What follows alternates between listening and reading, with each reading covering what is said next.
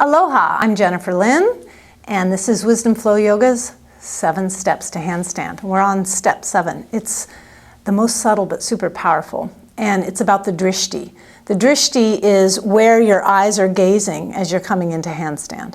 Now, this isn't an absolute that has to remain through the whole handstand, but to move yourself, there's a lot of action as you're moving yourself from the ground into the handstand, and the steadiness that your drishti can provide can make all the difference in the world.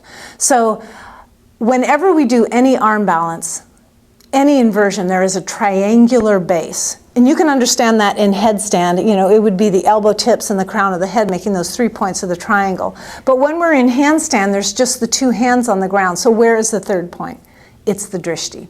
So when we're setting up to do handstand, we want to make the shoulder girdle absolutely steady. It is the foundation. So that's why we do our shoulder integration. And we get our hands nice and alive, and we're hugging into the midline.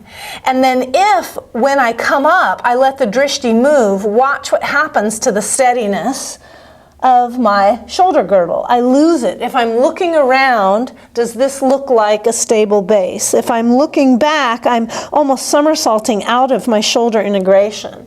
So what I have here are some mala beads, and you can even use a piece of lint that you find in the room when you're practicing, and put it at the front of your mat when you're at the wall. Put it at the front of the mat right in the middle. And then when you put your hands down, you can see that your drishti is the point to the triangle. You have a triangular base. And if you will get fiery with your drishti, it's like having a 3rd hand right there between and above the 2 hands. So I'm staring right at the center of this yellow bead, my eyes nice and steady. And as I keep that and come up, all the other steps are there, the shoulder integration. I lift a leg, hip integration. I've got the belly going, the hands and feet going.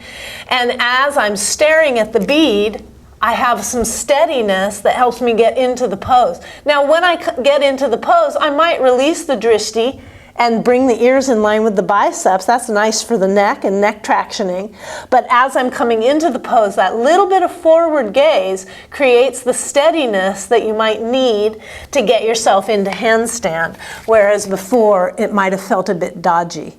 So eyes forward, find a spot on your mat, get a piece of lint or your mala beads, whatever works, and get fiery in the drishti. Let it feel like that 3rd hand of foundation as you come into your handstand.